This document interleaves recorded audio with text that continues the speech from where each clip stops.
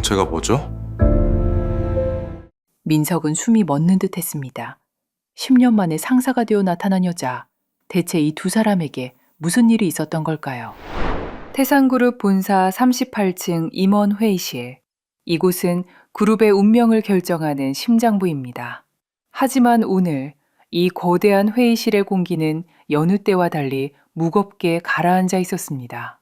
그룹 내 최연소 전무이자 강대풍 회장의 사위인 최민석 전무가 누군가를 기다리며 초조하게 펜을 굴리고 있었기 때문이죠. 김비서, 새로 온다는 부서장 대체 뭐하는 여자야? 시간관념이 없나? 민석이 짜증 섞인 목소리로 물었습니다. 그는 자신만만했습니다. 개천에서 용난다는 말을 몸소 증명한 남자. 가난한 고시생에서 대한민국 최고의 로펌 변호사를 거쳐 이제는 재벌가 사위 자리까지 차지한 야심가였으니까요. 오늘 새로 부임한다는 낙하산 부사장 따위 기선제압으로 눌러버릴 생각이었습니다. 그때였습니다. 복도 끝에서부터 들려오는 하이힐 소리, 일정한 박자, 단호한 울림. 그 소리만으로도 회의실의 소음이 순식간에 사라졌습니다. 드디어 문이 열리고 한 여성이 들어섰습니다. 제니 강. 영국 런던 금융가에서 어른마녀로 불리던 전설적인 M&A 전문가.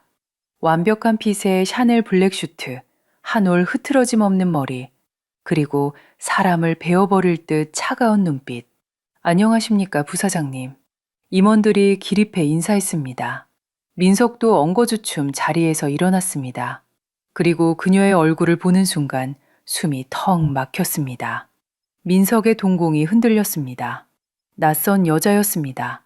세련되고 귀티가 흐르고 지적인 여자. 자신이 평생을 꿈꿔왔던 이상형에 가까운 여자였습니다. 그런데 왜일까요? 저 서늘한 눈매, 무언가를 말하려다 멈춘 듯한 입꼬리의 미세한 각도, 어디선가 아주 오래전 본 것 같은 느낌이었습니다. 아니야, 말도 안 돼. 민석은 고개를 세차게 저었습니다. 그 여자가 이렇게 될 리 없었습니다. 그 여자가 영국 MBA 출신 엘리트가 된다고? 말도 안 되는 소리였죠. 민석은 자신의 직감을 무시하며 애써 비웃음을 흘렸습니다. 그래, 그냥 좀 닮은 거겠지. 세상에 닮은 사람은 많으니까. 제니는 가볍게 목례만 하고 상석에 앉았습니다. 그녀가 자리에 앉자마자 서류를 탁 하고 내려놓는 소리가 회의실의 정적을 갈랐습니다. 반갑습니다. 제니 강입니다. 시간 낭비는 싫어하니 바로 본론으로 들어가죠. 제니의 시선이 정확히 민석에게 꽂혔습니다. 민석은 흠칫 놀라며 마음을 다잡고 프레젠테이션을 시작했습니다. 이건 자신의 승진이 걸린 역작이었습니다. 완벽하다고 자부했죠. 이번 인수를 통해 중국 시장 점유율을 50%까지 끌어올릴 수 있습니다. 민석의 목소리에는 힘이 들어갔습니다. 다른 임원들도 고개를 끄덕였죠. 하지만 제니는 표정 하나 바뀌지 않았습니다. 그저 차갑게 민석이 낸 보고서를 한 장 한 장 넘기고 있을 뿐이었습니다. 종이 넘기는 소리가 민석의 신경을 긁어댔습니다. 발표가 끝나자 제니가 천천히 펜을 내려놓았습니다. 그리고 입을 열었죠. 최 전무님, 이 보고서 소설인가요? 이 중국 회사 현재 부채만 400억 원이 넘습니다. 이걸 알고도 누락한 겁니까? 아니면 무능해서 몰랐던 겁니까? 회의실이 물을 끼얹은 듯 조용해졌습니다. 민석의 얼굴이 벌겋게 달아올랐습니다. 제니가 말을 끊었습니다. 이대로 진행하면 6개월 안에 그룹 전체가 휘청거릴 겁니다. 제니는 보고서를 덮으며 던지듯 밀어버렸습니다. 민석은 주먹을 꽉 쥐었습니다. 치욕스러웠습니다.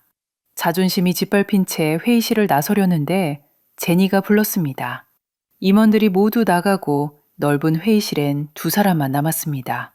제니가 천천히 일어나 민석에게 다가왔습니다. 가까이 다가온 그녀에게서 비싸고 세련되고 차가운 향기가 났습니다. 민석은 본능적으로 한 발 뒤로 물러섰습니다.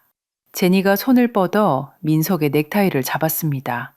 제니는 아무 말 없이 민석의 삐뚤어진 넥타이를 천천히 아주 꼼꼼하게 고쳐 매주었습니다. 그 손길, 익숙한 손길이었습니다. 제니가 민석의 귓가에 속삭였습니다. 넥타이가 삐뚤어졌네요. 빈틈없는 모습 유지하셔야죠. 그 목소리, 낮고 차갑지만 어딘가 익숙한 떨림, 민석의 등골에 소름이 쫙 돋았습니다. 이 말투, 이 손길, 설마. 제니는 넥타이를 툭 치며 한 발 물러서고 차갑게 미소 지었죠. 앞으로 잘 부탁드립니다.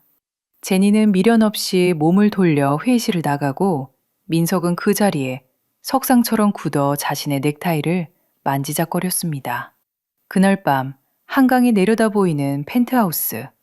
제니는 와인잔을 든 채 창밖을 바라보고 있었습니다. 유리창에 비친 그녀의 얼굴은 낮의 차가운 부사장이 아니었습니다. 슬픔과 분노, 그리고 도끼로 가득 찬 여자의 얼굴이었죠. 그녀는 지갑 속에서 낡은 사진 한 장을 꺼냈습니다. 10년 전 촌스러운 꽃무늬 원피스를 입고 해맑게 웃고 있는 자신의 사진. 제니는 라이터를 켰습니다. 사진 끝에 불이 붙었습니다. 타들어가는 사진을 보며 그녀가 중얼거렸습니다. 오랜만이네, 박민석. 많이 놀랬니? 사진이 재가 되어 흩어졌습니다. 이제 시작이야. 똑똑히 지켜봐. 제니의 눈빛이 어둠 속에서 서늘하게 빛났습니다. 10년의 침묵을 깬 복수의 카운트다운이 시작되었습니다. 다음 날 아침 태산그룹 법무전무실. 민석은 밤새 한숨도 자지 못한 채 모니터를 뚫어져라 쳐다보고 있었습니다. 화면에는 제니강 부사장 프로필이 띄어져 있었죠. 제니강, 한국명 강지우. 15살의 태산그룹 강대풍 회장이 입양. 영국 로열 세인트 고교 졸업. 옥스퍼드 경제학 수석 졸업. 민석은 마우스를 클릭하며 스크롤을 내렸습니다. 완벽했습니다. 흠잡을 데 없는 스펙, 귀족적인 성장 과정. 그 여자와는 접점이 단 1%도 없었습니다. 민석은 의자에 깊숙이 기대며 마른 세수를 했습니다. 어제 그 넥타이 사건 때문에 잠시 착각한 게 분명했습니다. 그때 인터폰이 울렸습니다. 전무님, 제니 강 부사장님께서 찾으십니다. 민석은 넥타이를 고쳐매며 거울을 봤습니다. 긴장하지 마, 최민석. 넌 태산그룹의 실세야. 저 여자는 그냥 굴러들어온 돌이고. 그는 짐짓 여유로운 표정을 지으며 부사장실로 향했습니다. 부사장실 문을 열자마자 민석의 코끝을 찌르는 향기가 있었습니다. 어제 회의실에서 맡았던 그 향수. 차갑고 도시적이면서도 묘하게 사람을 홀리는 관능적인 향기. 제니는 창가에 서서 에스프레소를 마시고 있었습니다. 아침 햇살을 등지고 선 그녀의 실루엣은 눈부시게 아름다웠습니다. 민석은 순간적으로 넋을 잃고 그녀를 바라보았습니다. 향수가 독특하네요. 민석도 모르게 입 밖으로 말이 튀어나왔습니다. 제니가 천천히 뒤를 돌았습니다. 그녀가 책상 위에 놓인 향수병을 가볍게 만지작거렸습니다. 투명한 유리병에 담긴 보랏빛 액체. 제가 제일 좋아하는 향이에요. 전무님도 이 향 좋아하시나 봐요. 민석은 당황해서 헛기침을 했습니다. 아닙니다. 그냥 익숙한 향이라서. 제니는 민석에게 한 걸음 다가왔습니다. 그녀가 움직일 때마다 향기가 민석을 휘감았습니다. 민석은 아찔한 현기증을 느꼈습니다. 이 여자는 위험하다. 머릿속에서 경고음이 울렸지만 발은 움직이지 않았습니다. 제니는 책상 위에 놓인 커피잔을 가리켰습니다. 커피 한 잔 하실래요? 제가 직접 내린 건데. 제니가 건넨 잔을 받아 한 모금 마셨습니다. 그런데 맛이 기가 막히게 익숙했습니다. 민석이 가장 좋아하는 커피 맛이었습니다. 이상했습니다. 이 취향을 아는 사람은 거의 없는데. 민석이 놀란 눈으로 쳐다보자 제니가 어깨를 으쓱했습니다. 그냥 제 취향대로 타봤는데 입에 맞으신가요? 향수도 커피도. 우리는 참 닮은 구석이 많나 봐요. 제니가 민석의 눈을 빤히 바라보며 말했습니다. 그 눈빛은 마치 나는 너를 다 알고 있어 라고 말하는 듯 했습니다. 민석은 혼란스러웠습니다. 이건 정말 우연일까? 아니면 운명일까? 전무님, 세라랑은 잘 지내시죠? 민석이 순간 멈칫했습니다. 제니의 입꼬리가 미묘하게 올라갔습니다. 제 사촌 동생이지만 뭐랄까 참 재밌는 애예요. 민석의 가슴에 불이 질러졌습니다. 그것은 민석이 항상 세라에게 느끼던 불만이었습니다. 태산그룹 회장의 배다른 동생 딸로 태어나 돈과 권력은 있지만 항상 자신을 무시하고 성죄만 더러운 세라. 그런데 눈앞의 제니강은 같은 집안 출신이지만 품격도 능력도 외모도 그리고 자신을 알아주는 취향까지 모든 게 달랐습니다. 만약 내가 이런 여자를 만났더라면 민석은 위험한 상상을 시작했습니다. 눈앞에 제니강에게서 시선을 뗄 수가 없었습니다. 그녀가 악마인지 천사인지도 모른 채 말이죠. 회의가 끝나고 돌아오는 길, 민석의 발걸음은 구름 위를 걷는 듯 했습니다. 머릿속은 온통 제니강 생각뿐이었습니다. 그녀의 향기, 커피 맛, 그리고 자신을 인정해주는 듯한 그 눈빛. 그때 핸드폰이 울렸습니다. 내 반쪽 세라. 화면에 뜬 이름을 보자마자 민석의 얼굴이 구겨졌습니다. 방금 전까지 느꼈던 설렘이 순식간에 짜증으로 바뀌었습니다. 왜 이렇게 전화를 늦게 받아? 그 낙하산 부사장 만났어? 전화기 너머로 들려오는 세라의 앙칼진 목소리. 민석은 한숨을 내쉬며 제니강을 떠올렸습니다. 우아하고 차분하고 매력적인 그녀. 나 이제 회의 들어가야 해서 끊자. 민석은 급하게 전화를 끊고 자신의 손에 남은 제니강의 향수 냄새를 맡았습니다. 달콤하고 위험한 향기. 이미 그는 돌이킬 수 없는 늪에 발을 들이고 있었습니다. 부사장실. 제니는 모니터로 복도 CCTV를 보고 있었습니다. 민석이 세라의 전화를 받고 인상을 찌푸리는 모습이 화면에 잡혔습니다. 제니는 에스프레소를 한 모금 마시며 차갑게 중얼거렸습니다. 그래, 민석아. 더 비교해. 더 혐오해. 그리고 나한테 와. 그녀는 서랍을 열었습니다. 그 안에는 그날의 흔적들이 가득했습니다.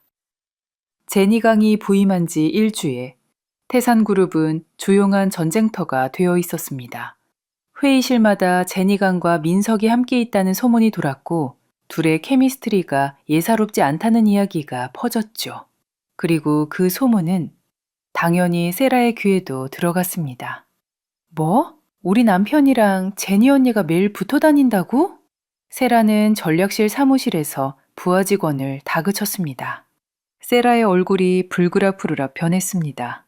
제니강, 영국에서 굴러들어온 양녀 주제에 감히 자기 남편한테 눈독을 들인다?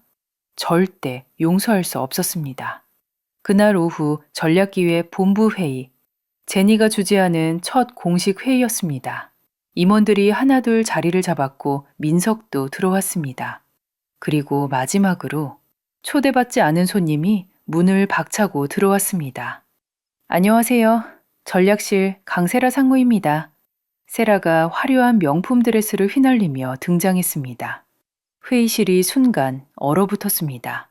세라는 빈자리를 찾지 않고 민석 바로 옆 의자에 털썩 앉았습니다. 그리고 민석의 팔을 꽉 붙잡았죠. 일부러 제니가 보라는 듯 행동했습니다. 민석은 난처한 표정으로 팔을 빼려 했지만 세라가 놓아주지 않았습니다. 제니는 그 광경을 무표정하게 바라보다가 서류를 펼쳤습니다. 그럼 회의 시작하겠습니다. 최 전무님, 법률 브리핑 부탁드립니다. 민석이 자리에서 일어나 발표를 시작했습니다. 하지만 세라는 계속해서 끼어들었고 회의실 분위기가 점점 이상해졌습니다. 그때 제니가 입을 열었습니다. 세라 상무님, 회의 중에는 발표자가 끝날 때까지 기다려주시는 게 예입니다. 제니의 목소리는 차갑고 날카로웠습니다. 회의실이 숨소리 하나 들리지 않을 정도로 조용해졌습니다. 세라의 얼굴이 붉게 달아올랐습니다. 뭐라고요? 지금 나한테... 제니는 세라를 보지도 않고 다시 서류로 시선을 돌렸습니다. 세라는 주먹을 불끈 쥐었습니다. 하지만 다른 임원들이 모두 지켜보는 상황에서 더 이상 소리칠 수도 없었죠. 민석은 땀을 훔치며 발표를 이어갔습니다. 회의가 끝나고 세라는 제니를 따라 복도로 나갔습니다. 제니 언니, 잠깐만요. 제니가 멈춰서서 뒤를 돌아봤습니다. 민석 씨는 내 남편이에요. 선 넘지 마세요. 세라가 이를 악물며 말했습니다. 제니는 잠시 침묵하다가 차갑게 미소 지었습니다. 강세라 상무, 최민석 씨는 제 부하 직원입니다. 업무상 소통하는 게 이상한가요? 제니의 말 한마디 한마디가 세라를 찔렀습니다. 바로 그때 민석이 복도 끝에서 두 사람을 발견하고 다가왔습니다. 세라야, 여기 회사야. 큰 소리 내지 마. 민석이 난처한 표정으로 세라를 말렸습니다. 세라 상무님, 결혼 생활에 스트레스가 많으신가 봐요. 제니의 말이 세라의 심장을 정확히 찔렀습니다. 세라는 눈물이 핑 돌았습니다. 분하고 억울했지만 제니의 침착함 앞에서 자신이 더 초라해 보였습니다. 세라가 민석을 쳐다봤지만 민석은 세라 대신 제니를 보고 있었습니다. 부사장님, 죄송합니다. 민석의 말에 세라는 충격을 받았습니다. 자기를 무시하는 제니한테 사과를 한다고? 민석은 난처한 표정으로 고개를 돌렸죠. 제니는 그 광경을 지켜보며 만족스럽게 미소를 짓더니 우아하게 몸을 돌려 사라졌습니다. 복도에는 세라와 민석만 남았습니다. 당신 대체 뭐 하는 거야? 세라가 울먹이며 물었습니다. 민석이 짜증 섞인 목소리로 한숨을 쉬고는 세라를 남겨둔 채 먼저 걸어가 버렸습니다. 세라는 그 자리에 멍하니 서 있었습니다. 눈물이 뺨을 타고 흘러내렸지만 닦을 힘조차 없었죠. 저 멀리 민석의 뒷모습이 제니 강의 사무실 쪽으로 사라졌습니다. 부사장실, 제니는 창가에 서서 복도를 내려다보고 있었습니다. CCTV 모니터에는 혼자 울고 있는 세라의 모습이 잡혔습니다. 제니는 에스프레소를 한 모금 마시고는 서랍에서 오래된 사진 한 장을 꺼냈습니다. 다음은 더 아플 거야. 둘 다. 세라와의 충돌 이후 민석은 점점 더 제니에게 끌리고 있었습니다. 제니는 우아했고 능력 있었고 무엇보다 자신을 인정해 주었으니까요. 세라와는 정반대였죠. 그리고 제니는 그런 민석의 마음을 정확히 읽고 있었습니다. 이제 진짜 덫을 놓을 시간이었습니다. 어느 금요일 저녁 민석은 제니에게 호출되었습니다. 부사장실에 들어서자 제니는 창가에 서서 야경을 바라보고 있었습니다. 앉으세요, 전무님. 특별한 제안이 있어서요. 제니가 돌아서며 책상 위 서류를 가리켰습니다. 표지에는 극비라고 적혀 있었죠. 민석은 서류를 집어들었습니다. 페이지를 넘기면 넘길수록 그의 눈빛이 변했습니다. 이건 대박이었습니다. 중국 부동산 개발 프로젝트. 겉으로는 완벽하게 합법적이었습니다. 하지만 자세히 들여다보면 회색지대를 교묘하게 이용한 구조였죠. 성공하면 민석은 상무 승진이 확정이었습니다. 하지만 실패하면 모든 책임은 민석에게 돌아올 구조이기도 했습니다. 어때요? 흥미로우시죠? 제니가 물었습니다. 민석은 서류를 내려놓으며 고민했습니다. 뭔가 이상했습니다. 너무 달콤했습니다. 리스크가 있지만 전무님이라면 충분히 컨트롤 가능하다고 봐요. 제니가 다가와 민석 옆에 앉았습니다. 그녀의 향기가 다시 민석을 휘감았습니다. 회장님이 승인한 이 프로젝트, 법률 검토가 까다로워서 아무에게나 맡길 수가 없어요. 전문인 정도는 되어야 신뢰할 수 있죠. 민석의 가슴이 두근거렸습니다. 회장도 승인한 극비 프로젝트. 이걸 성공시키면 자신의 입지는 확고해집니다. 더 이상 세라 뒷배만 믿고 있을 필요도 없었죠. 제니가 민석의 눈을 똑바로 쳐다보며 말했습니다. 성공하시면 제가 전무님을 부사장으로 추천할게요. 약속합니다. 부사장. 민석이 평생 꿈꾸던 자리였습니다. 민석은 서류를 다시 들여다봤습니다. 머릿속으로 계산이 돌아갔습니다. 법적으로 문제가 될 소지는 있었습니다. 하지만 교묘하게 빠져나갈 구멍도 있었죠. 그리고 회장이 승인했다면 설령 문제가 생겨도 자신을 보호해 줄 거라고 믿었습니다. 좋습니다. 하겠습니다. 민석이 결정을 내렸습니다. 제니는 만족스럽게 미소 지었습니다. 제니는 서랍에서 황금빛 만년필을 꺼내 민석에게 건넸습니다. 여기 서명해 주세요. 프로젝트 총괄 책임자로요. 제니의 기대 어린 눈빛, 그리고 부사장이라는 달콤한 약속이 그를 밀어붙였죠. 민석의 서명이 서류에 새겨졌습니다. 그 순간 제니의 입꼬리가 차갑게 올라갔습니다. 전무님, 이게 당신 인생의 한 방이 될 겁니다. 제니의 말은 사실이었습니다. 하지만 민석이 생각하는 방향과는 정반대의 한 방이었죠. 민석이 부사장실을 나간 후 제니는 서류 사본을 들고 창가로 걸어갔습니다. 그녀는 서류를 천천히 넘기며 중얼거렸습니다. 이 프로젝트 처음부터 실패하도록 설계된 거였어, 민석아. 너는 이제 곧 횡령범이 되는 거야. 그날 밤 민석은 집에 돌아와 소파에 앉아 프로젝트 서류를 다시 검토하고 있었습니다. 세라가 다가왔습니다. 민석이 대충 서류를 덮으려 했지만 세라가 재빨리 낚아챘습니다. 세라가 서류를 넘기며 얼굴이 굳어졌습니다. 이거 제니가 준 거지? 민석은 대답하지 않았습니다. 세라는 서류를 탁 내려놓으며 소리쳤습니다. 정신 차려. 이거 함정이야. 하지만 민석은 듣고 싶지 않았습니다. 당신은 맨날 의심만 하네. 제니 부사장님은 내 능력을 인정해 주는 거야. 당신처럼 나를 무시하는 게 아니라. 세라는 할 말을 잃었습니다. 민석이 자신을 제니와 비교하고 있다는 게 느껴졌습니다. 민석이 짜증을 내며 서재로 들어가 문을 쾅 닫아버렸습니다. 세라는 그 자리에 주저앉았습니다. 자신의 남편이 점점 멀어지고 있었습니다. 그리고 그 끝에는 제니강이 있었습니다. 서재에서 민석은 서류를 펼쳐놓고 다시 검토했습니다. 세라의 말이 자꾸 머릿속을 맴돌았습니다. 함정이야. 하지만 민석은 고개를 저었습니다. 제니는 자신을 인정해주는 유일한 사람이었습니다. 그녀가 자신을 해칠 리 없었죠. 민석은 만년필을 들고 추가 서류에 사인을 했습니다. 1장, 2장, 3장. 사인을 할수록 그는 더 깊은 늪에 빠지고 있었습니다. 같은 시각 제니의 펜트하우스. 제니는 노트북 앞에 앉아 민석이 서명한 서류의 스캔본을 바라보고 있었습니다. 화면에는 중국 정부의 부동산 규제 강화 일정이 떠 있었습니다. 3개월 후 정확히 프로젝트가 중반에 접어들 시점이었죠.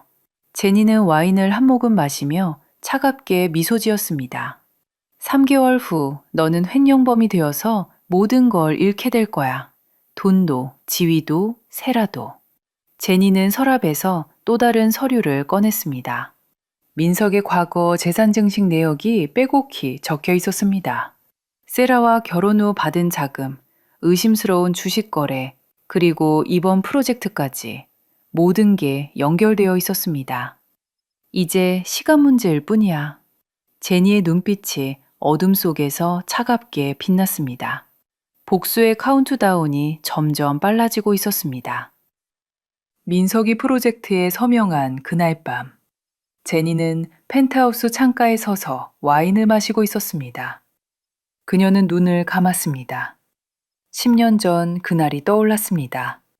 모든 게 시작된 날, 한지원이 죽고 제니강이 태어난 그날. 2015년 3월, 25살의 지원은 청담동 레스토랑으로 향하고 있었습니다. 민석이 변호사 시험에 합격한 지 일주일 후였죠. 오늘 저녁 7시 청담동 라미에 중요한 이야기가 있어. 지원은 시장에서 산 2만 원짜리 꽃무늬 원피스를 입고 서툰 화장을 했습니다. 혹시 프로포즈일까? 가슴이 두근거렸습니다. 5년을 함께한 민석. 새벽마다 도시락을 싸주고 알바 3개를 뛰면서 학원비를 대주며 그저 민석만 바라보며 살았던 그 시간들. 이제 결실을 맺는 걸까요? 하지만 레스토랑 프라이빗 룸 문을 열었을 때 지원은 얼어붙었습니다. 민석 옆에 화려한 샤넬 드레스를 입은 여자가 앉아 있었으니까요. 강세라, 태상그룹 회장의 조카딸.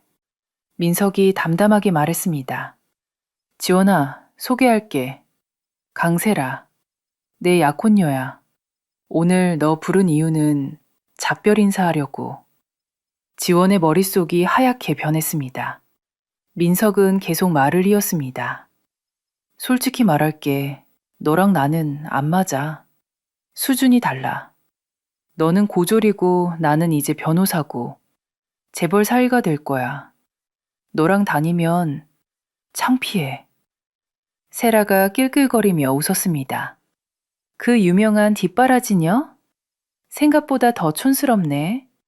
그동안 정 때문에 참았던 건데 이제는 오빠도 자기 인생 살아야죠? 민석은 지갑에서 수표를 꺼내 테이블에 놓았습니다. 5년 동안 고마웠어. 덕분에 변호사 됐으니까. 1,000만 원. 이거 받고 깨끗하게 정리하자. 5년. 새벽마다 일어나 민석을 챙기고 아파도 참고 뒷바라지했던 5년이 1,000만 원이었습니다. 지원의 눈에서 눈물이 주르르 흘러내렸습니다. 오빠, 우리 5년은 뭐였어? 지원은 민석을 쳐다보며 떨리는 목소리로 말했습니다. 너도 나 좋아서 한 거잖아. 이제 각자 갈 길 가자. 지원은 자리에서 일어났습니다.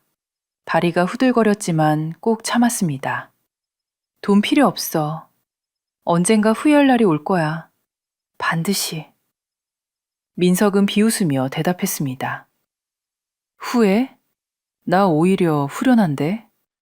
밖에는 비가 쏟아지고 있었습니다. 지원은 비를 맞으며 한강 다리 위에 섰습니다. 난간 너머로 검은 강물이 흐르고 있었죠. 그 순간 민석의 말이 떠올랐습니다. 오히려 후련한데? 지원은 주먹을 불끈 쥐었습니다. 아니야. 이러면 그 새끼만 더 좋아할 거야. 이대로 끝내지 않아. 복수할 거야. 반드시. 그날 밤 25살의 순수하고 착했던 한지원은 빗물과 함께 사라졌습니다. 그리고 그 자리에 복수만을 위해 살아갈 새로운 여자가 태어났습니다. 3개월 후, 지원은 호텔 청소부로 일하고 있었습니다. 손은 락스로 거칠어졌고 온몸에서 약품 냄새가 났습니다. 매일 밤 옥탑방에서 울면서 잠들었죠. 복수하고 싶었지만 방법이 없었습니다. 고졸에 돈도 없는 자신이 재벌집 약혼자이자 변호사를 어떻게 무너뜨릴 수 있을까? 어느 오후 지원은 25층 VIP 스위트룸을 청소하러 갔습니다. 초인종을 눌렀지만 대답이 없었습니다. 마스터키로 문을 열고 들어갔죠. 그때 침실 쪽에서 신음소리가 들렸습니다. 지원이 달려가자 60대 남성이 바닥에 쓰러져 가슴을 움켜쥐고 있었습니다. 얼굴이 새하얗게 질려 있었죠. 심장마비였습니다. 지원은 당황했지만 즉시 심폐소생술을 시작했습니다. 1번, 2번, 3번. 손이 떨렸지만 멈추지 않았습니다. 인공호흡, 가슴 압박, 다시. 얼마 후 남자가 숨을 쉬기 시작했습니다. 지원은 핸드폰으로 구급차를 불렀습니다. 구급대원들이 도착했고 남자는 병원으로 옮겨졌습니다. 일주일 후 지원은 병원으로 호출되었습니다. VIP 병실, 침대에 누워있던 강 회장이 지원을 보며 입을 열었습니다. 당신이 날 살렸다지? 고맙네. 회장의 목소리는 약했지만 눈빛은 날카로웠습니다. 회장은 서랍을 열었습니다. 그 안에는 약통이 하나 있었습니다. 이게 뭔지 아나? 지원은 고개를 저었습니다. 내 심장약이야. 아니, 심장약이어야 하는 거지. 회장의 목소리가 차갑게 식었습니다. 그날 호텔로 왔던 주치의가 성분을 분석해 봤더니 그냥 비타민 가루더군. 누군가 내 약을 바꿔치기 한 거야.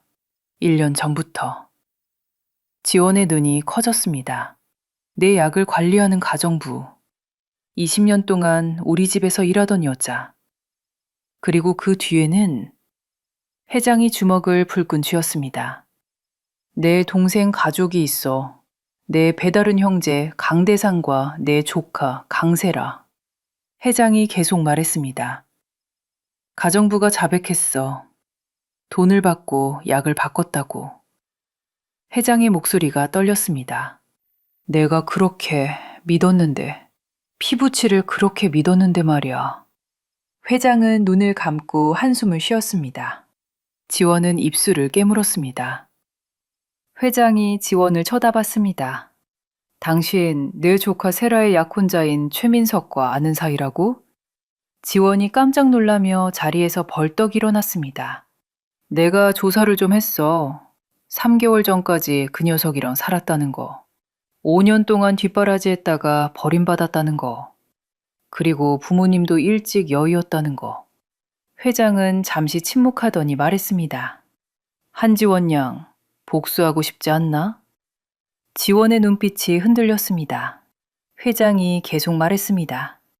나도 마찬가지야. 내 피부치들이 날 죽이려 했어. 가정부는 증거가 있으니 처벌할 수 있지. 하지만 세라와 민석은 직접적인 증거가 없어. 교묘하게 빠져나갈 거야. 회장의 눈빛이 차갑게 빛났습니다. 그래서 말인데, 내 딸이 되지 않겠나? 너는 부모가 없고 나는 자식이 없으니 우리는 서로에게 완벽한 가족이지. 회장이 지원의 눈을 똑바로 쳐다봤습니다. 그리고 복수를 위한 최고의 파트너지. 회장은 서랍에서 영국행 비행기 티켓을 꺼냈습니다. 10년 동안 영국에서 공부해라. 이름도 얼굴도 모두 바꾸고 완전히 새 사람이 되어라.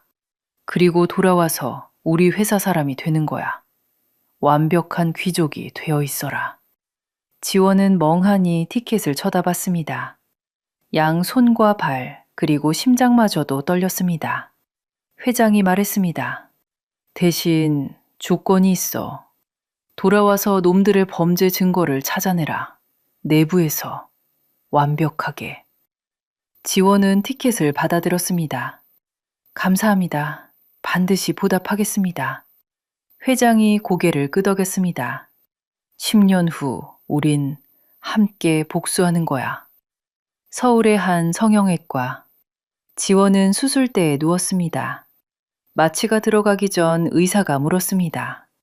긴장되시죠? 지원은 고개를 저었습니다. 아니요, 오히려 기대돼요. 붕대를 풀던 날, 지원은 거울 앞에 섰습니다. 거울 속에는 낯선 여자가 있었습니다. 아름답지만 차갑고 세련되었지만 서늘한 여자. 지원은 거울에 대고 중얼거렸습니다. 한지원, 이제 정말 안녕. 영국에 도착한 지원은 미친 듯이 공부했습니다. 매일 새벽 5시 도서관 문이 열리기 전부터 기다렸습니다. 밤 12시까지 책상을 떠나지 않았죠. 다른 학생들이 파티를 즐길 때 지원은 경제학 논문을 읽었습니다. 친구들이 여행을 갈 때 지원은 재무제표를 분석했습니다. 교수들은 지원을 기계라고 불렀습니다. 쉬지 않고 흔들리지 않고 오직 앞으로만 나아가는 여자. 그렇게 지원은 대학 과정을 수석으로 졸업하고 대학원까지 마친 후 런던 금융가에서 인턴으로 시작해 3년 만에 전문가가 되었죠. 협상 테이블에서 그녀를 만난 사람들은 모두 떨었습니다. 차갑고 날카로운 협상, 한치의 빈틈도 없는 논리. 사람들은 그녀를 얼음마녀 제니강이라고 불렀습니다. 하지만 지원은 멈추지 않았습니다. 영국식 억양을 익히고 우아하게 걷는 법을 배웠습니다. 와인 공부부터 귀족의 매너까지 완벽한 재벌 2세로 변신했죠. 밤이 되면 지원은 침대에 누워 낡은 사진 한 장을 꺼내봤습니다. 25살 민석의 사진. 시험에 합격하고 웃고 있는 그 얼굴. 지원은 사진을 보며 중얼거렸습니다. 조금만 기다려, 민석아. 아주 재밌는 일들이 시작될 거니까. 인천공항 VIP 라운지. 10년 만에 한국 땅을 밟은 제니는 화장실 거울 앞에 섰습니다. 블랙 명품 수트를 입은 세련된 여성이 거울에 비쳤습니다. 더 이상 2만 원짜리 꽃무늬 원피스를 입은 한지원이 아니었습니다. 제니는 립스틱을 고쳐 바르며 차갑게 미소 지었습니다. 한지원은 죽었어. 나는 제니 강이야. 그녀는 가방에서 민석의 사진을 꺼냈습니다. 10년 동안 매일 밤 꺼내보던 그 사진. 이제 돌아가자. 복수하러. 얼음이 유리잔에 부딪히는 소리와 함께 차가운 술잔의 감촉이 제니를 현실로 데려왔습니다. 10년 전의 그날은 빗물로 얼룩져 있었지만 지금 그녀의 눈앞에는 서울의 화려한 야경이 펼쳐져 있습니다. 제니는 창문에 비친 자신의 얼굴을 바라보았습니다. 그곳엔 울고 있는 한지원 대신 차가운 미소를 짓는 제니 강이 서 있었습니다. 그녀는 술잔을 내려놓고 노트북을 열었습니다. 화면에는 민석이 서명한 프로젝트 서류가 떠 있었습니다. 그리고 그 옆에는 89라는 숫자가 써져 있었습니다. 89일 후면 중국 정부의 규제가 발표되고 민석의 프로젝트는 물거품이 돼버립니다. 제니는 차갑게 미소 지으며 중얼거렸습니다. 89일. 민석아, 너한테 남은 시간은 딱 89일이야. 그리고 그때 네가 버린 그 여자가 누구였는지 알게 되겠지. 제니의 눈빛이 어둠 속에서 차갑게 빛났습니다. 10년간 준비한 복수, 이제 카운트다운이 시작되었습니다. 민석이 프로젝트에 서명한 지 2달이 지났습니다. 그동안 민석은 집에 거의 들어오지 않았습니다. 중요한 미팅이다 접대가 있다는 핑계였지만 세라는 알고 있었습니다. 그 시간들이 누구를 향해 있는지. 세라는 참지 못하고 제니를 찾아갔습니다. 남편 민석이 제니에게 푹 빠져 정신을 못 차리는 꼴을 더는 볼 수 없었기 때문이죠. 부사장님, 내 남편한테 꼬리치지 마세요. 불쾌하니까. 세라가 제니의 책상을 내리치며 쏘아붙였습니다. 하지만 제니는 눈 하나 깜짝하지 않고 차를 마셨습니다. 그리고 천천히 입을 열었죠. 강세라 상무님, 사람 마음이 돈으로 사지나요? 세라가 멈칫했습니다. 뭐라고요? 제니가 차갑게 웃으며 자리에서 일어났습니다. 그리고 세라의 귀에 대고 나직하게 속삭였습니다. 이번에도 한 1,000만 원 쥐어주면 떨어져 나갈 줄 알았나 봐요. 10년 전 그 여자처럼? 순간 세라의 심장이 덜컥 내려앉았습니다. 1,000만 원. 그건 10년 전 빗속에서 한지원을 내쫓을 때 세라가 던졌던 수표의 정확한 액수였습니다. 그날 그 자리에는 민석과 세라, 그리고 죽은 한지원, 딱 3분이었습니다. 자존심 강한 민석이 이 이야기를 남에게 했을 리가 없습니다. 세라의 얼굴이 백지장처럼 하얗게 질렸습니다. 당신 그거 어떻게 알아? 그 액수를 네가 어떻게 알아? 세라가 비명을 질렀지만 제니는 그저 어깨를 으쓱해 보일 뿐이었습니다. 글쎄요, 남편분 잠꼬대가 심하시던데. 세라는 도망치듯 부사장실을 빠져나왔습니다. 등 뒤에서 제니의 서늘한 웃음소리가 들리는 듯 했습니다. 말도 안 돼. 잠꼬대? 아니야, 그 눈빛, 그 말투.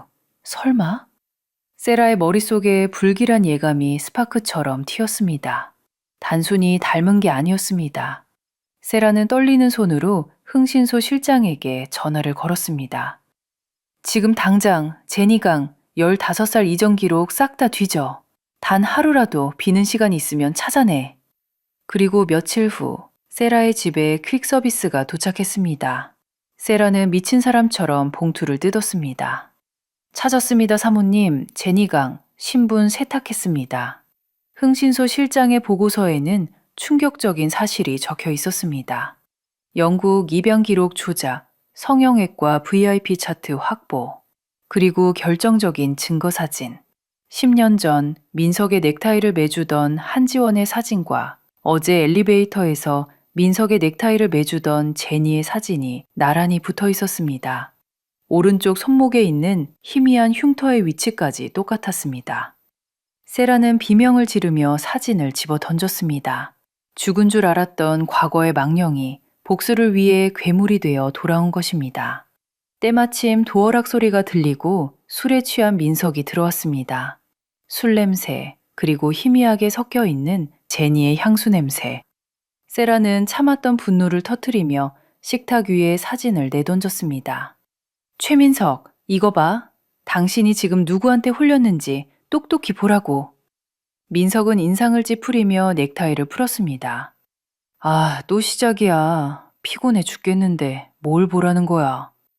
제니강이 한지원이야. 당신이 버린 그 여자라고. 얼굴 뜯어고치고 신분 세탁해서 복수하러 온 거야. 세라가 악을 썼습니다. 하지만 민석의 반응은 차가웠습니다. 아니, 어이없다는 표정이었습니다. 그는 흥신소 보고서를 대충 훑어보더니 비웃듯 바닥에 던져버렸습니다. 당신, 이제 소설까지 써? 의부증도 정도껏 해. 쪽팔리게 진짜. 뭐라고? 이 날짜를 봐. 한지원이 사라진 날이랑 제니강이 입양된 날이랑 똑같잖아.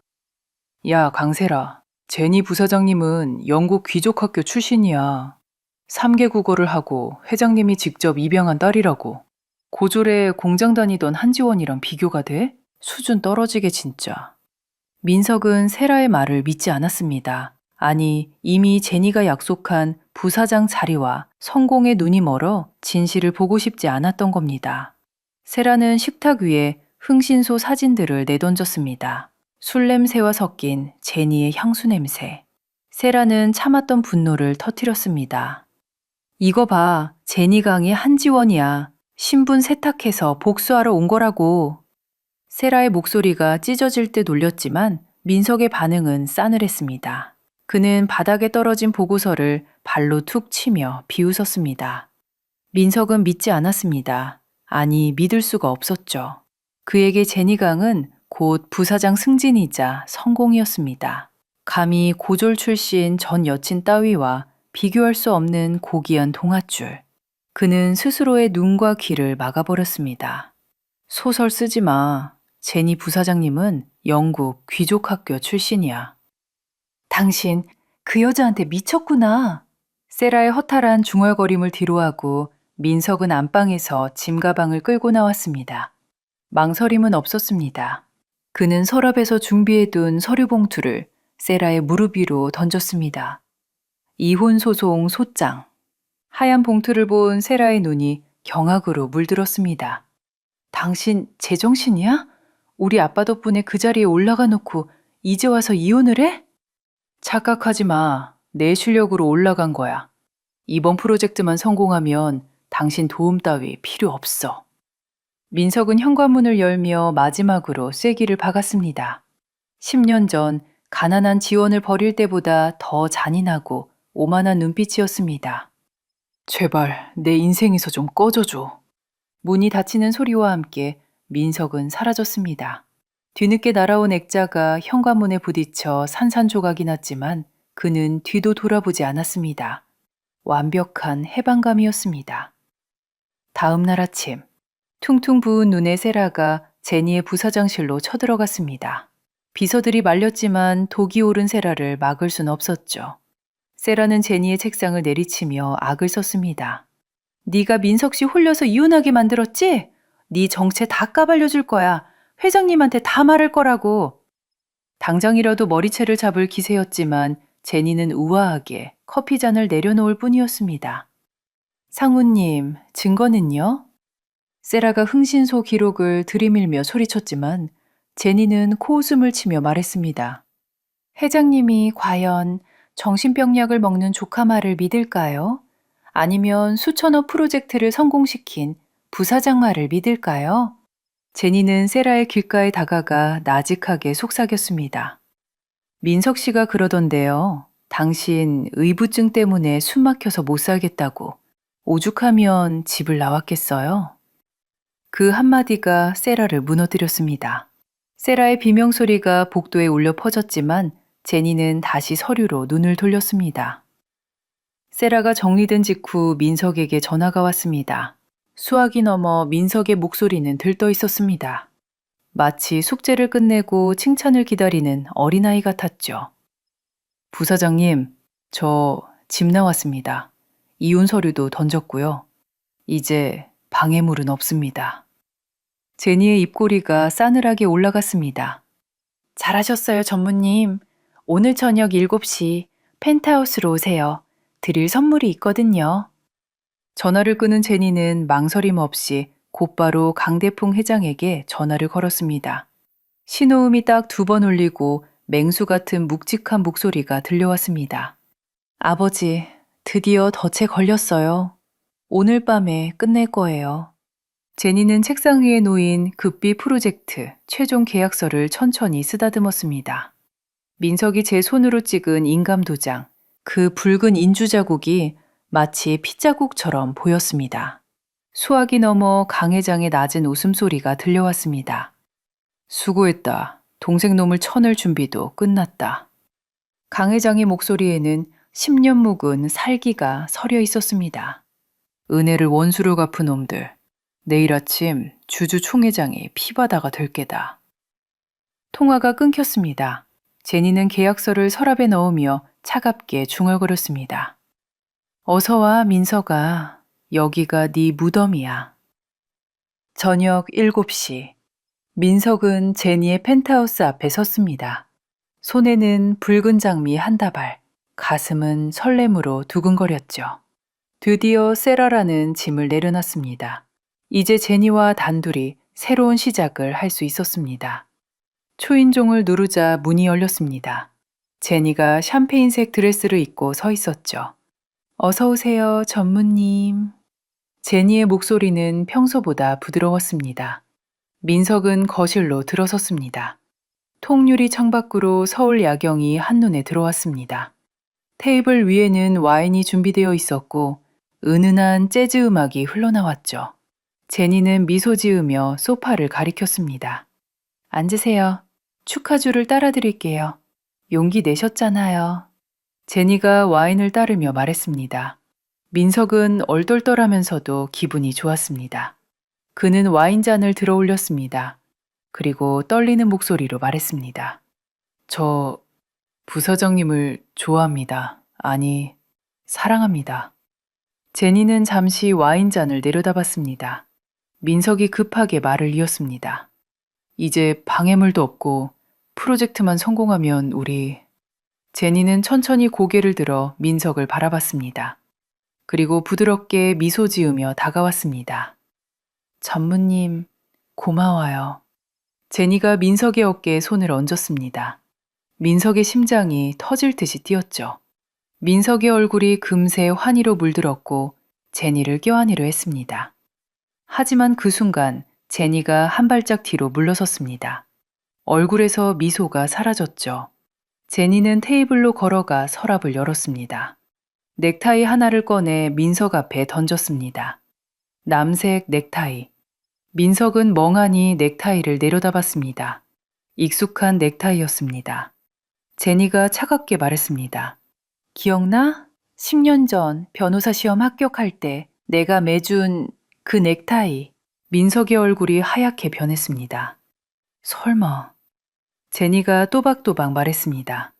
오랜만이네, 민석아. 나야, 한지원. 한지원?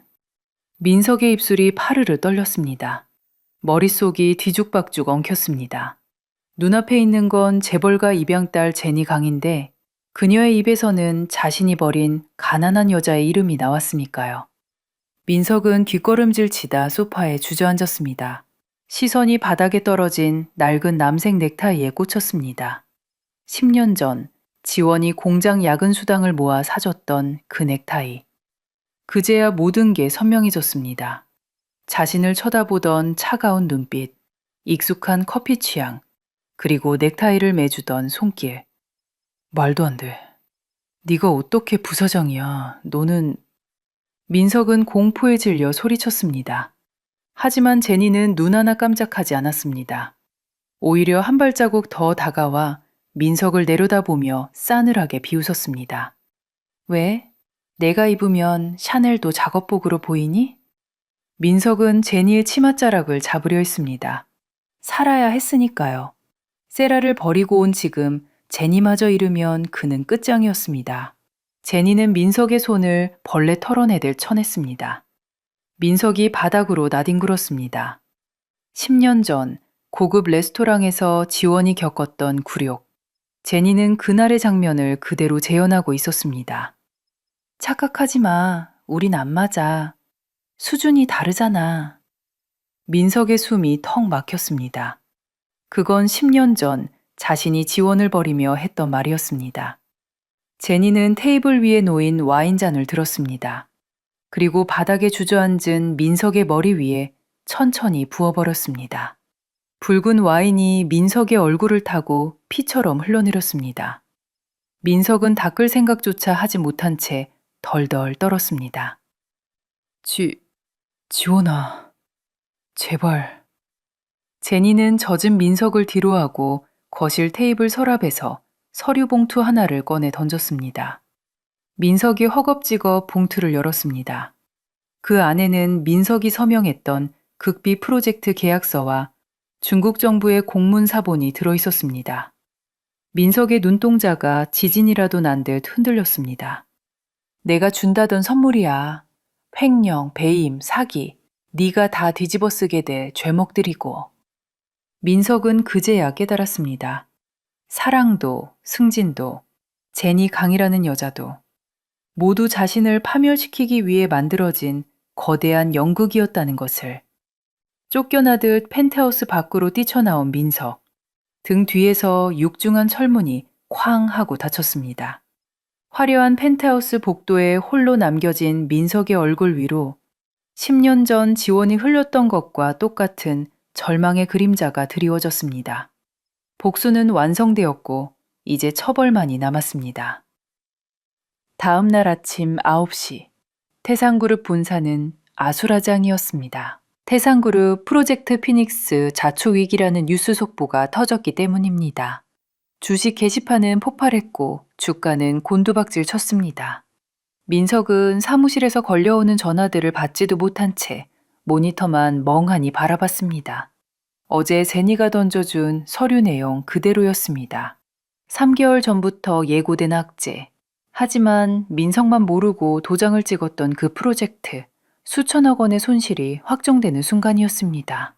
비키세요. 압수수색입니다. 고요하던 복도가 군합발 소리로 진동했습니다. 서울중앙지검 특수부 수사관들이 사무실 문을 박차고 들어왔습니다. 마치 사냥감을 쫓는 맹수들 같았죠. 직원들이 비명을 지르며 물러선 자리, 민석은 도간에 든 쥐가 되었습니다. 수사관이 민석의 책상 위에 영장을 탁 내려놓았습니다.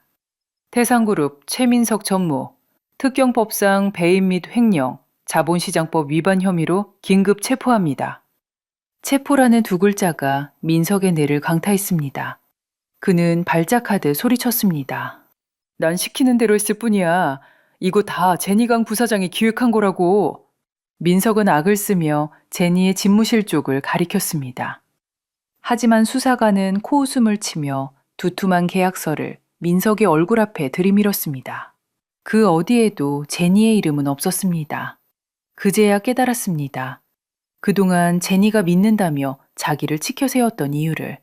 그건 권력을 준 게 아니라 모든 책임을 뒤집어 씌울 완벽한 총알바지로 만들기 위함이었습니다. 수갑 채워. 차가운 금속이 민석의 손목을 파고들었습니다.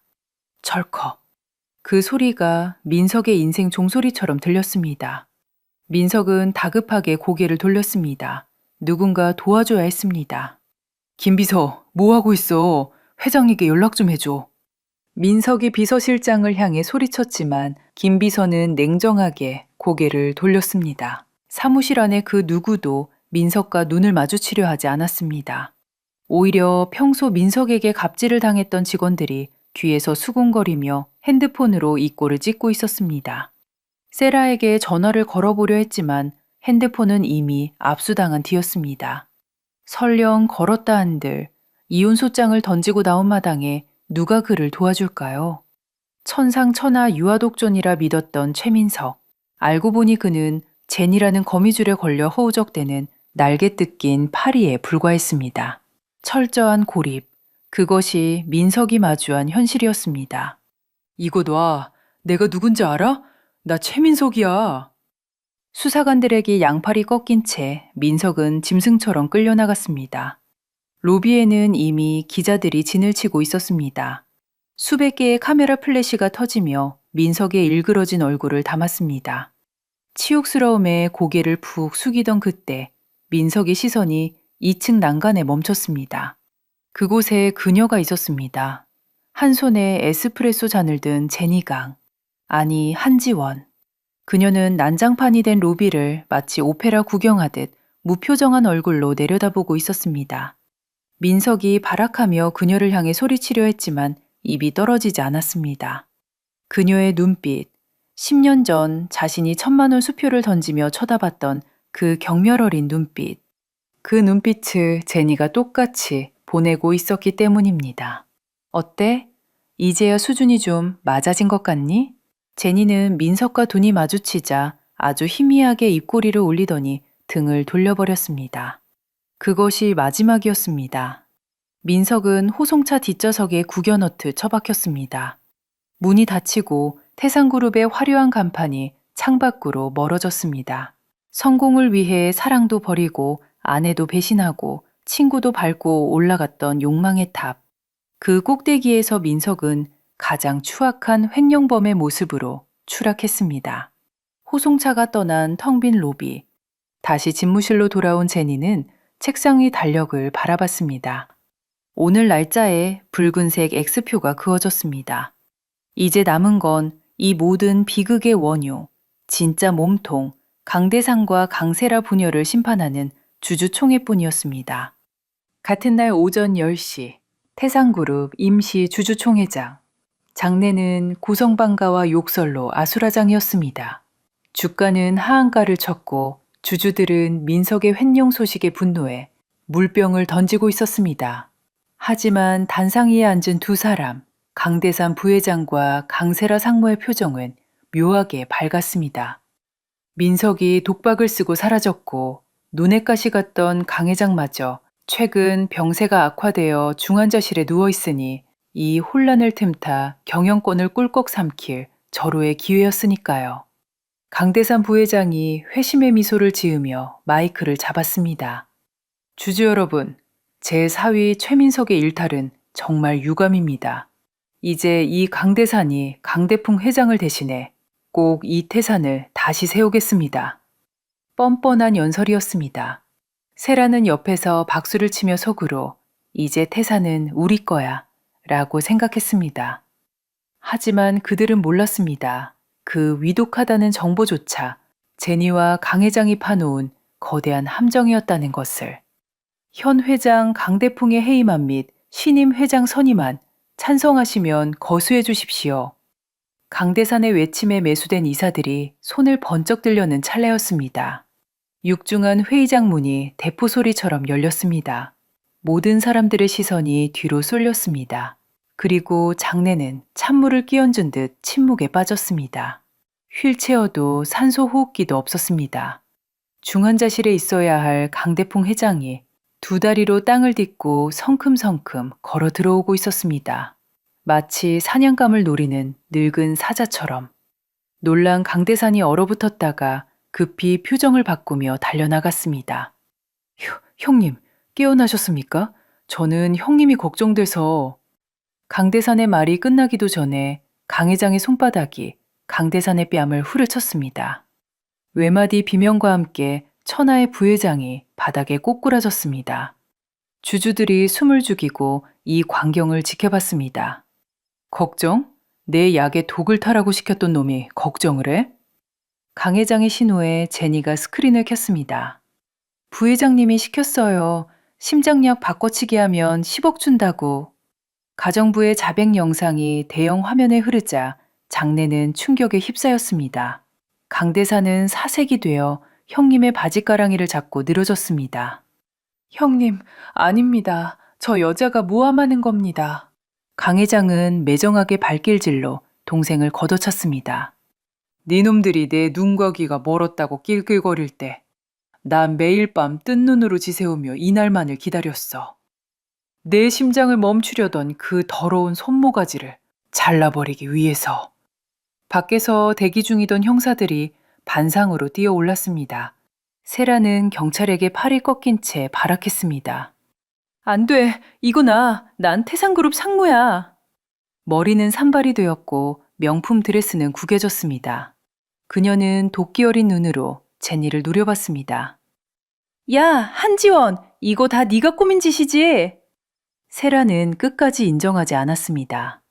제니는 천천히 단상으로 걸어가 잡혀가는 세라 앞에 섰습니다. 그리고 10년 전 세라가 지원에게 줬던 모욕감을 그대로 돌려주었습니다. 제니는 세라의 귓가에 대고 오직 세라만 들을 수 있는 목소리로 속삭였습니다. 억울하니? 근데 어쩌지? 이제는 네가 버려질 차례인데. 세라의 비명소리가 회의장에 울려 퍼졌지만 주주들은 누구 하나 동정하지 않았습니다. 오히려 물병과 쓰레기를 던지며 환호했죠. 잘 가라, 살인마들! 강대상과 세라는 수백 개의 카메라 플래시 세례를 받으며 개처럼 끌려나갔습니다. 가장 높았던 곳에서 가장 낮은 바닥으로 처박히는 순간이었습니다. 쓰레기들이 치워진 단상, 강 회장이 떨리는 손으로 제니의 손을 잡고 높이 들어올렸습니다. 내 진짜 딸, 제니 강 부사장입니다. 건강이 안 좋아진 저 대신에 앞으로 태사는 이 아이가 이끌 겁니다. 우레와 같은 박수 소리가 터져나왔습니다. 제니는 눈시울이 붉어진 채 주주들을 향해 고개를 숙였습니다. 10년의 인내, 그 길고 어두웠던 터널을 지나 이렇게 강대풍과 한지원은 비로소 이 복수극의 주인공이 되는 순간이었습니다. 계절이 4번 바뀌고 다시 겨울이 찾아왔습니다.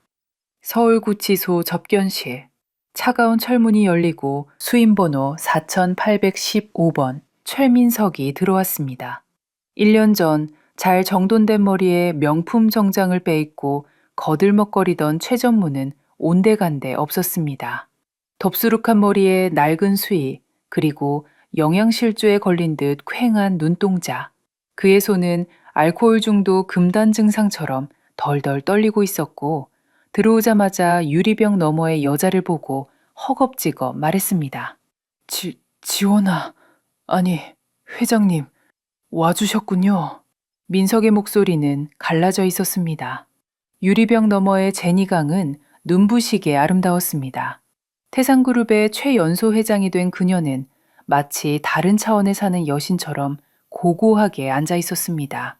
민석은 유리의 얼굴을 비비며 애원했습니다. 나 좀 꺼내줘. 나 여기서 죽을 것 같아. 세라 그 독한 년이 감방 안에서도 사람을 사서 나를 괴롭혀. 나 한 번만 살려줘. 민석은 울면서 빌었습니다. 내가 다 잘못했어. 내가 쓰레기였어. 제발. 바닥까지 떨어진 남자의 추한 민낯. 제니는 유리 너머로 그 모습을 말없이 지켜봤습니다. 아무런 감정도 없는 눈빛이었습니다. 제니는 끝내 아무 말도 하지 않았습니다. 민석의 애원이 잦아들 때쯤 제니는 천천히 자리에서 일어났습니다. 민석이 다급하게 유리를 두드렸습니다. 어디 가? 지원아. 말 한마디만 해줘. 욕이라도 해달라고. 하지만 제니는 뒤도 돌아보지 않았습니다. 욕설조차 아깝다는 듯, 경멸조차 사치라는 듯, 완벽한 무시. 그것이 제니가 민석에게 내린 마지막 형벌이었습니다. 민석은 닫히는 철문을 보며 바닥에 주저앉아 오열했습니다. 그는 평생을 자신이 버린 여자의 그림자를 그리워하며 썩어갈 것입니다. 태산그룹 회장 집무실. 제니는 창가에 서서 내려다보았습니다. 1년 전 복수를 다짐하며 바라봤던 그 풍경이지만 이제는 공기가 달랐습니다. 승리감은커녕 가슴 한구석이 텅 빈 것처럼 시려왔습니다. 제니는 지갑 깊숙한 곳에서 사진 한 장을 꺼냈습니다. 공장 작업복을 입은 지원과 고시원 옥상에서 웃고 있는 민석. 가난했지만 서로의 눈만 봐도 배가 불렀던 시절. 제니의 손끝이 사진 속 지원의 얼굴을 쓰다듬었습니다. 민석아, 너를 무너뜨리면 아주 시원할 줄 알았어. 그런데 네가 망가지는 걸 보는데 왜 내가 아플까? 나는 너를 무너뜨렸다는 사실보다 너를 사랑했던 한지원이 이제 정말 없어졌다는 사실이 더 슬프게 다가와. 제니는 떨리는 손으로 라이터를 켰습니다. 불꽃이 사진 끝에 옮겨 붙었습니다. 사진 속의 두 남녀가 검은재로 변해 바스러졌습니다. 그것은 최민석의 몰락이자 세상에서 가장 순수했던 여자 한지원의 장례식이었습니다.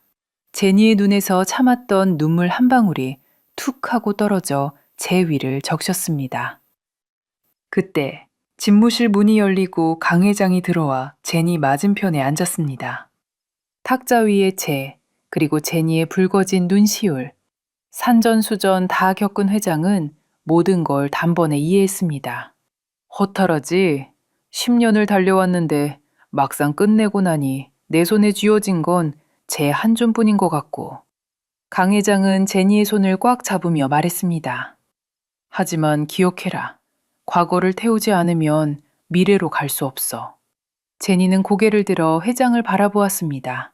엄격하지만 따뜻한 눈빛, 피 한 방울 섞이지 않았지만 자신을 지옥에서 꺼내준 진짜 아버지. 제니는 눈물을 닦아내고 비로소 편안하게 미소 지었습니다. 네, 버텨야죠. 그게 제가 살아남은 이유니까요. 강 회장이 나가고 제니는 자리에서 일어나 창문을 활짝 열었습니다. 훅 하고 차가운 겨울바람이 밀려 들어왔습니다. 하지만 그 바람 끝에는 어렴풋이 봄 냄새가 섞여 있었습니다. 유리창에 비친 자신의 얼굴, 도끼 서린 복수기도, 촌스럽고 순진했던 한지원도 아니었습니다. 상처를 딛고 단단해진 진짜 어른의 얼굴이 그곳에 있었습니다. 안녕 한지원. 이제 그곳에선 아프지 말고 행복해. 나는 여기서 내 몫을 살아가 볼게. 똑똑 노크 소리와 함께 비서가 들어왔습니다. 회장님, 이사회 시작 5분 전입니다. 제니는 옷매무새를 가다듬고 활짝 웃으며 발걸음을 옮겼습니다. 복수라는 긴 터널을 빠져나온 그녀의 구두 굽소리가 그 어느 때보다 경쾌하고 당당하게 복도에 울려 퍼졌습니다. 이제 그녀의 진짜 인생이 시작되었습니다. 오늘 이야기가 잠시라도 당신의 마음을 쉬어가게 했다면 앞으로도 당신의 삶을 응원할 수 있는 사연들로 찾아뵙겠습니다. 구독과 좋아요, 사연 속 주인공을 향한 응원의 한마디, 댓글로 나눠주시면 좋겠습니다. 이은주의 산후라면이었습니다.